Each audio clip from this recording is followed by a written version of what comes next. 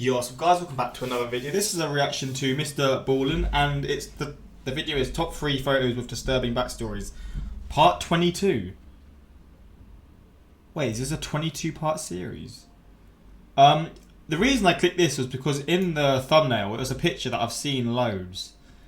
I mean, it's going to pop up in the video at some point, but yeah, I've seen that picture a lot and I've never actually known. I just thought it was some sort of demonic picture, but I guess it's real. I don't know though, we're going to see in this video. I guess it's going to show that plus other ones that maybe I've seen before. But yeah, I mean, I know it's Christmas, getting sort of to Christmas time now, and this isn't really a Christmassy video, but there's no rules, man. Just react to whatever I want. And yeah, I mean, people seem to enjoy these reactions when I do them before. I enjoy his videos a lot, so I mean, the more the merrier, right? And I do want to get back to doing more of these in the next few videos, I guess, the next few weeks, the next few months or whatever. But yeah, we're going to get into, so hopefully go into enjoy. Links in the description to my Instagram, my Twitter for those who want to follow me. Same for my Patreon, links are there for those who want to see extra reactions. But let's just get into this. Today, I'm going to share 3 progressively more disturbing stories, and at the end of each of them, I'm going to share the photo that is famously associated with them. But before we get into today's stories, if you're a fan of the strange, dark, and mysterious delivered in story format, then you've come to the right place. Is this his way of saying like now? He's going to do it. What am I going to guess for? He's going to say, squeeze the like button, squeeze the horn.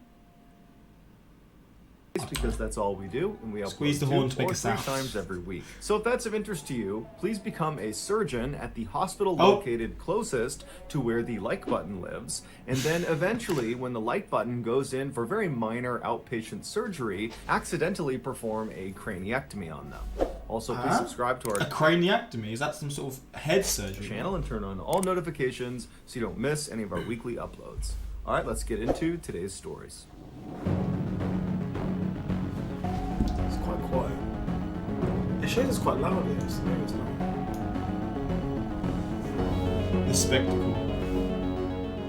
Just after midnight on June 17th, 1939, a crowd of people began to form outside of this unremarkable building in Versailles, which is a city in France. The atmosphere in this crowd was electric. They all knew why they were there. They knew what they were about England. to see, but even still, there was a lot of nervous anticipation.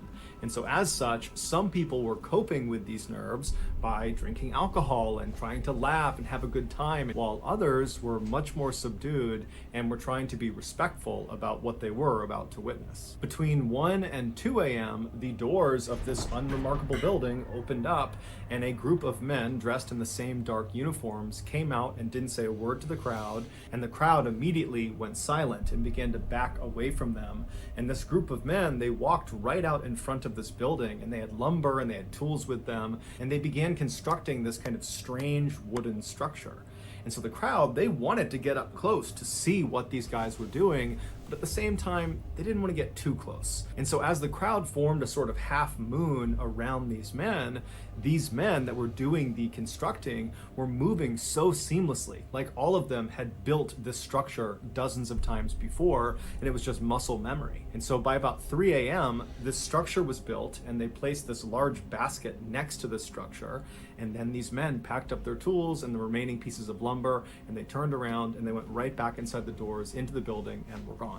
At this point, the crowd had become quite sizable outside of this building, and they were growing kind of restless because they knew now that this structure was built that the next time those doors open, the show is really going to start. This spectacle they are all there for, it's about to happen. And the crowd all knew that this event couldn't happen if the sun was up. Because if the sun was up and the area was well lit, the press would be able to take pictures and film it.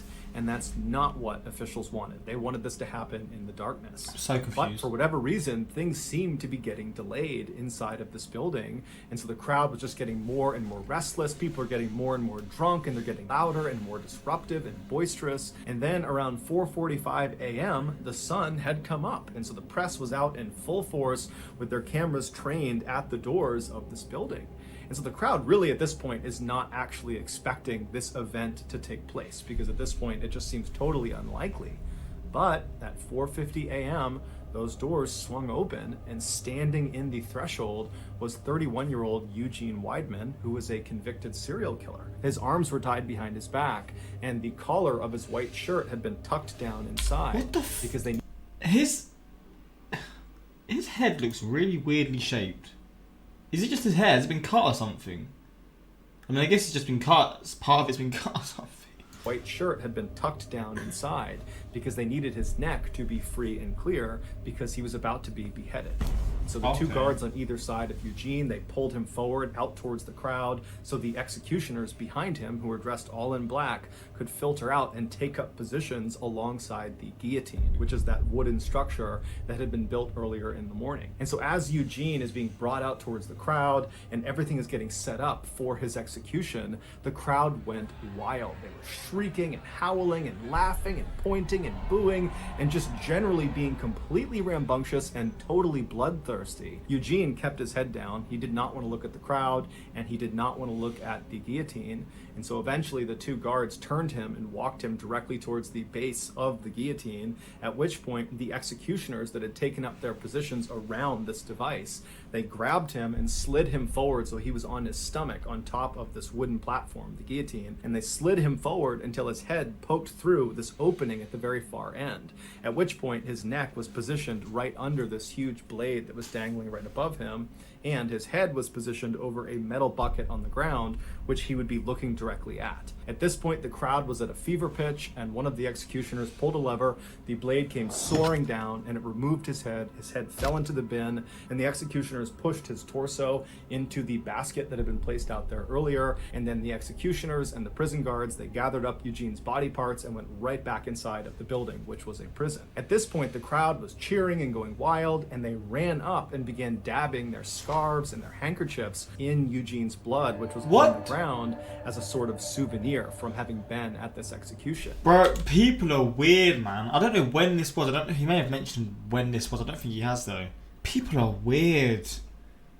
God, this is people's entertainment back in the day, wasn't it? Of course, because the sun had been out for this entire spectacle, all of this had been captured on film. And so later that day, and for the next couple of days, the headlines all over France were about this. So it can't have been that. I mean, it was obviously long ago, but it can't have been like that long ago because there was like cameras and stuff. Maybe like the 1920s, the 30s. Like when I'm thinking of like beheadings and stuff, I'm thinking of like 300 years ago at least, maybe a little bit less, 200 years ago at least, but more like longer. I mean, like I'm thinking like 300, 400, 500 years ago, and even more. But bloodthirsty crowd that was cheering as this man was beheaded, and it just overall made France look really, really bad. And so French leaders decided that from that point forward, they could no longer do any more public executions. So the guillotine would continue to get used for decades beyond this point, but it was all behind closed doors. Also, random fact about being beheaded by... Let me just see. When did France abolish the guillotine? 1981!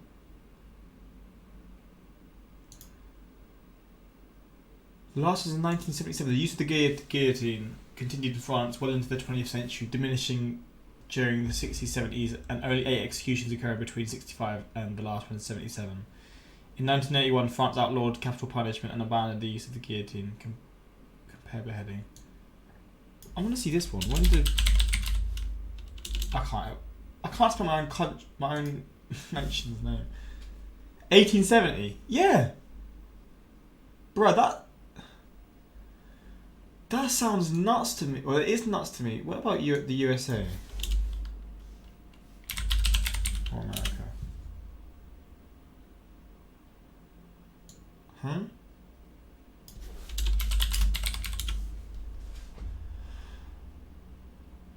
What? Okay, I mean, yeah, that's still crazy. France is so close to where I live, like it's crazy. I would have thought, like, yeah, 1800s at least, and even before that. By a guillotine, 1900s. Your head, after it's been separated from your body, stays conscious for about 10 to 12 seconds, so they say. separated from your body stays conscious by a guillotine. Your head, after it's been separated from your body, stays conscious for about 10 to 12 seconds. What does he mean by this? Does he mean you're alive for 10 to 12 seconds after? Or like your body's just sort of like, you're not there, but like it's just sort of... Wait, what? Wait, I'm just trying to sort of factor in what he means. Like, does he mean like you can still feel the senses? Obviously not on your body, but your head? Bro, that is wild. I mean, I guess not because all your nerves are just cut and all that shit. But bro, that is a wild ass thought. So they say. And apparently there's been lots of cases where the executioner, after the condemned has had their head removed, will yell the name of the person who has just had their head removed, and that person's head will look over at the person calling to them and will blink or try to mouth words for several seconds before Holy the shit. lack of oxygen kills the brain and then the head is no longer conscious. Here are some of the more notable pictures that were used in the media from Eugene Weidman's This is going to be... execution. Okay, I thought it was going to be gruesome as hell. Real photo of Eugene being head out. Real photo of Eugene slid into place. Holy shit, man. Magic elixir. In the early 1900s, Eben Byers was a man who other people envied. He was born into a very wealthy family in New York City. He attended Yale University in Connecticut, which is a very prestigious Ivy League university, and he was devilishly handsome. After his college graduation, he didn't need a job because his family was so rich, and so instead he focused his time on a passion of his, which was golfing. And in time, he became this world-class golfer, going so far as to win the 1906 U.S. Amateur Tournament, which is the biggest amateur golf tournament in the world that most of the winners go on to become professional golfers. And so Eben most likely would have followed that path and become a pro golfer had his father not just handed over I wonder when professional golf became a for thing. the very successful metalworking business that he started that made his family wealthy in the first place. And so Eben stopped his golf career and became the chairman of this incredibly successful company. And so overnight, he basically went from being just rich to being uber rich, making more money than he could possibly spend. But Eben did attempt to spend his money. He pretty much immediately began buying up luxury properties all over the country. He bought horse racing stables in the United Kingdom and in America, and he bought an entire luxury box at Forbes Field, which is where the Pittsburgh Pirates professional baseball team used to play. That's so pretty in cool. addition to owning all these incredible things, Eben also, through his role as chairman of this company, began connecting with and befriending. I wonder if at this point baseball teams were being owned by like millionaires or billionaires. Because I mean, if they weren't and he bought baseball team, that team would have went nuts, bro. They would have been able to just dominate for years. Because I assume at that point baseball wasn't like, because sport now is just about the money. Baseball wouldn't have been all about the money. Like it would have just, I guess people were being paid a very sort of average salary, maybe a lower salary. And I mean, if you should have someone like that buying a baseball team at that point, boy, they would have been dominating the league. Very man. powerful and influential people, like the founders and executives at the Coca-Cola company. And so all in all, Eben's life was really going quite what? executives at befriending very powerful and influential people, Coca-Cola like the factory? founders and executives at the Coca-Cola company. And so all in all, Company, Eben's not life factory. was really going quite well until 1927. That year, Eben was 47 years old, Coke was and he around took back some then. time off from gallivanting around the world and rubbing shoulders with famous people to go catch a football game at his alma mater at Yale University. So he hops on a train, he rides to Connecticut, he watches this game, and then afterwards he gets back on the train to head back to Pittsburgh. And this is a very long ride. It's over 12 hours long. And so Eben naturally bought a first-class ticket, and so he was inside of a train car that had bunk beds for passengers to sleep on during the ride.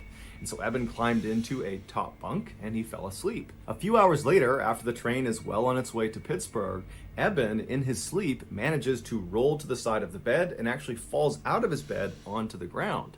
He lands hard on his left side, it wakes him up, and as he stands up, he thinks he's okay, but then he feels this shooting pain in his left arm. So he's moving his arm around, he's not really sure what's wrong with it, but he's hoping it's just some bruising, and so he decides to get back into his bunk and just go back to sleep. And so he manages to fall asleep despite the pain, and then when they roll into the station in Pittsburgh several hours later, he wakes up and right away he feels that pain in his left arm. And so after getting off the train and going back to his house and dropping off his luggage, he went right to his physical therapist's office to ask him if there was anything he could do to help with the pain in his arm. And so the physical therapist examines Eben's shoulder and determines that, there's no structural damage to his arm, but obviously Eben is in pain. And so he says, look, there's a new product that came online that's quite expensive, but since you're a man of means, maybe it's something you want to consider. It's called Radithor, and it's supposed to dull aches and pains. Oh no, so I guess maybe this was a medicine they thought was for something, but it wasn't actually. Or if this is what I'm thinking, like he was given a medicine that was later found to cause certain things, this is going to be a crazy ass one. Crazy ass story. And it's supposed to give you this huge boost of energy. And so, maybe you want to try that. And so Eben was really excited at the notion of taking this new health tonic and said, yeah, let's do it. And so his physical therapist wrote him a prescription for Radithor. Eben took the prescription and he went to the drugstore. He picked up a half-ounce bottle of this liquid. He went back to his house and, as prescribed, he drank a very small spoonful of this liquid. And right away, he felt this surge of energy. The pain in his arm started to fade. All the things this health tonic claimed to be able to do, it was doing. And so over the next couple of days, Eben very diligently every day took the prescribed amount, a very small spoonful of this Radithor, and every day he felt better and better and better. Not just the pain in his arm, but overall, he felt happier, he felt fitter, he felt alive. And he was attributing all those feelings to this miracle tonic. And so he began taking more and more of this tonic, well beyond what was prescribed, to the point where he was drinking 3 full bottles of Radithor every single day. And so for years he did this, and it was all going great until his jaw fell off. Literally, in 1931, one day, his lower jaw just separated from his skull and went slack. And so the reason this happened was because Radithor was actually just radioactive water. In the early 1900s, the radioactive element radium was believed to have highly curative properties with no side effects. And so naturally, at the time, dozens of health products were created with radium being their main ingredient. And Radithor was one of those products. It was literally just water and radium. And so after consuming over 1,400 bottles of Radithor over a 3-year period, Eben's body was finally just starting to disintegrate from the inside out. After he had his jaw surgically removed, along with large portions of his upper jaw, the rest of his body also just began to crumble. And so by the end of 1931, when his story was making headlines all around the world about the dangers of Radithor, and really more specifically the dangers of radium, Eben had become completely bedridden, and his skull was now beginning to disintegrate. There were holes forming all over his skull that were exposing portions of his brain. And so... What? Wait, what? What was that? What was the birth medicine called? Not the birth. I think it was taken for morning sickness or something. And then kids were born without limbs and stuff. I can't remember what it was called. I remember learning about it in school. This is like that, but I mean, it's like that in a different sense. But this in itself, obviously he was addicted to it, and he took maybe way more than he should have. But at the same point, it's just not good for you. If it's going to cause that to your body, no matter how many you have, it's not good for you. It's kind of wild how something like that, something so toxic like that, was seen as okay back in these days, man.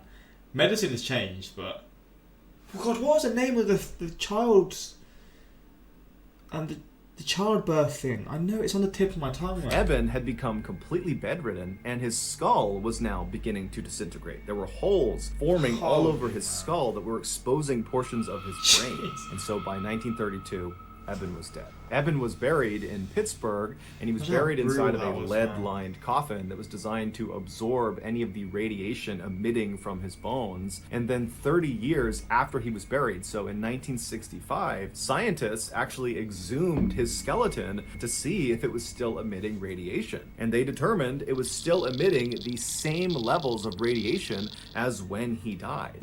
And they actually would ultimately figure out that radium, this radioactive element, has a half-life of 1,600 years. So what that Jeez. means is Eben's body will remain highly radioactive for centuries. Here is a picture of Eben with his jaw surgically removed. It was taken shortly before he passed away. Yeah, this is the picture. Fuck me, man. Ah, my beard hurts. It's like my hair is stabbing into my hair, my lip. Ah, flipping hell, that hurts like a bitch. Yeah, man. Ah, mate, it really does hurt. I mean, how do you live like this, especially in these days? I guess, like, how do you get fed? Do you just have a tube or something that just feeds you? And it got worse from here, is what, mate. And like his jaw just sort of fell off. So I wonder if he was getting sort of. He had sort of like things that were going on that made him think that this wasn't right before anything actually happened. Like his jaw fell off or whatever. Like, was he getting aches? Was he getting just these sort of pains, or did it just suddenly happen? Like, was he just eating something and suddenly it just? Oh my days. One is doomed. There's another one before this. God damn. There is still some debate about what exactly happened in this story that I'm about to share with you. And so for transparency, in this video, I am going to rely on the narrative that was presented in court by the defendant. And so with that in mind, here we go. On the afternoon of December 3rd, 2012, a freelance photographer working for the New York Post newspaper named Umar Abbasi was walking down the stairs of the 49th Street subway station in New York City. This very busy station is located only a few blocks away from the very famous Times Square. And so after Umar made his way down to this underground subway station, he walked over to one of the big automated kiosks that looks like an ATM, and he purchased a subway ticket. This isn't even and that with his long ticket, ago. he walked over to the turnstiles, he slid his ticket through the slot, pushed past the turnstiles, and was now standing out on the actual train platform. And from where Umar was standing, this platform basically was like a huge sidewalk that stretched all the way to his right a couple hundred feet and all the way to his left a couple hundred feet. And in front of this platform were the actual tracks down below, because the train, when it came out of the tunnel, it would actually come right up alongside this platform with almost no clearance between the platform and the train. As such, the leading edge of the platform, basically the lip of the train platform that's closest to the train tracks, has this big yellow line painted all across it to keep commuters from standing Same. too close to the edge, London. because if the train came through, they could actually get hit by the train. And so as Umar is standing on this platform and he's looking left and right, it's totally crowded with people, and they're all kind of tucked back against the wall away from this yellow line. And so Umar decides he's going to turn right and wait at the right end of the platform, just because he saw down at the far end there appeared to be a gap in people, and he figured he could stand right there. And so Umar begins navigating past all of these people on the right side of the platform, and for the most part, everyone he is passing either has their head buried in their phone, or they're listening to music, or both. Because the This is thing about recent. riding trains, especially trains in busy cities, is none of the commuters want to talk to anybody else. They want to be completely left alone. And so as Umar is walking, everyone was basically doing that. But at some point, he did pass two people that were engaged in a pretty heated conversation. Umar had no idea what they were arguing about, or if they were even arguing at all. He didn't know who these people were, but he took mental note of the fact that two men were kind of bickering with each other. And so he walked past them, didn't give it much of a second thought, and he arrived at a gap in the gaggle of people waiting for the train. And there he just stood well back of the yellow line, where he pulled out his camera and began clicking through the images he had taken earlier in the day at an earlier photo shoot. And so as he's clicking through these pictures, he starts to notice that those two men who had been bickering before are now straight up yelling at each other. They're screaming obscenities at each other. It's not clear who's fighting about what or who was the aggressor, but it's very obvious that at this point they're fighting. And so Umar looked away from his camera and looked left down the platform towards these two guys. And so these two guys are about 100 to 125 feet away from him, and all the people that were standing in the vicinity of these two men are beginning to migrate away from them. They just don't want anything to do with them, because the thing about being in subways, especially in cities like New York, is there's lots of people that go down into these train stations that are inebriated or mentally unstable. And so very strange and bad behavior is just kind of a normal thing, and people tend to just kind of ignore it. And so Yeah, that's what's happening. smart People are decision. kind of walking away from these two fighting men, doing their best to pretend it's not happening. And so Umar spent a couple more seconds staring down the platform at these two men, but eventually just shrugged and thought, you know what, whatever problems they have, they're not mine. And so Umar went back to his camera and continued to click through his pictures when all of a sudden he hears a scream coming from the left side of the platform. But it was not a scream that sounded like it came from either of these two men. And so Umar looked up from his camera and looked left down the platform, and now he just sees chaos. It's people running away from these two men. People are running to get away from whatever is happening around them. And so Umar's thinking these men must have come to blows and they're now fighting actively, physically with each other. But when finally the crowd kind of cleared for a second, he saw a woman pointing down at the train tracks right in front of where those two men had been standing. And so Umar looks at the woman and he follows her finger down onto the tracks, and he sees there is now a man, one of the two men who had been fighting, laying face down on the train tracks. And then, to Umar's horror, he looks up down the tunnel where the train would come out of, and he sees the headlights of the train. It is now coming into the station. And so Umar starts running down the platform to try to get to this man to pull him out of the tracks. And as he's running, he pulls out his camera and he turns the flash on and he holds the shutter down and he aims it at the train conductor to hope the flashing of his camera will alert the train conductor to put on the emergency brake and stop the train before he hits this guy down on the tracks. And so as Umar is running, trying to signal this train conductor, the man down on the tracks tries to stand up, and Umar sees he's really struggling to stand, and when he finally gets up, he turns and he grabs the edge of the platform and he tries to pull himself up and out of the tracks, but he doesn't have the strength or the coordination. And as Umar is getting closer and closer, but he's still too far away to help, he sees that this guy down on the tracks is not going to be able to get out of there before the train hits him.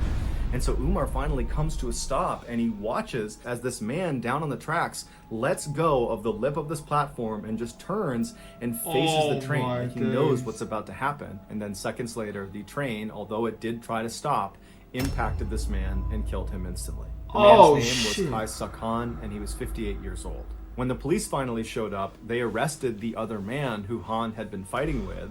He was a 30-year-old named Naeem Davis, and Davis would actually tell police that he had been fighting with Han and he had pushed him onto the tracks, but it was in self-defense. However, that self-defense story didn't stop him from being charged with murder. While Davis sat in jail waiting for his trial, the media and the public at large had already come to the conclusion that Davis was guilty. And this was due in large part to a particular picture. As Umar was running down the platform, holding up his camera, holding the flash down, trying to flag the train conductor to get him to stop, Umar was also taking dozens and dozens of pictures. And those pictures were of Han right before he was struck by the train. And so after Umar ultimately discovered he had taken these pictures, he gave them to his employer, the New York Post newspaper, and the day after the incident, they ran on the front page a picture of Han right before he's about to be killed with the headline, "Doomed." And so once the public saw this picture, nobody could believe that Davis was anything other than a cold-blooded killer for pushing this poor innocent man onto the tracks. But as it would turn out, nearly 5 years later, when Davis did finally get his trial, he was acquitted of all charges because it turned out Han was very drunk and had picked a fight with Davis, and Davis was filmed on more than one occasion on the platform trying to get Han to leave him alone. And so finally, after Han began making death threats and then grabbed Davis's shoulder, Davis turned around and pushed him, and Han, being drunk, stumbled and fell backwards onto the tracks and then was ultimately killed. Here is the infamous photo of Han on the cover of the New York Post newspaper. Oh shit. Oh my god, that is the wildest picture I've ever seen. Oh Jesus, man, that is flipping wild as hell. God damn. So that's gonna do it, guys. If you found the secret in today's episode, let us know in the comments section what it is and where you found it, so give us the time. Bro, this guy's channel is too elite, man. I mean, this is one of the wildest videos I've ever seen. When his jaw fell off, his vocal cords were still able to function, meaning he could make a terrifying moaning sound. Is that actually true? Things were going good until his jaw fell off. Holy shit, that's jaw dropping.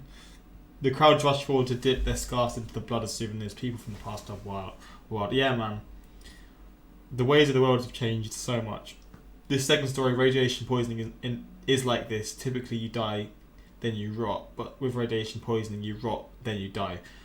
Oh my days, that's a disgusting thought. Things were going pretty good until his jaw fell off. Well, that happened. Me, my jaw literally drops. Evan, am I a joke to you? The look on the guy's face with his jaw gone is haunting. You can see the defeat and sadness from that. Yeah, man. Being given a medicine like that and you've been told by your doctor, because there's, again, back in these days there wasn't the research or whatever that went into these kind of things, and they just sort of went willy-nilly? Is that the word? Willy-nilly? Yeah, I think it's willy-nilly. You just sort of gave it out without really looking into the details of what it would do. And yeah, it led to that. But yeah, wild video. This is part 22, so if there's another 21 parts to this series, I'm definitely going to check it out. I think there actually is. Yo, this might have to be, I can't talk right now, a series I get into then of MrBallen. But yeah, we'll check that out in future if you want them. And I mean, yeah, next time, like, subscribe, peace.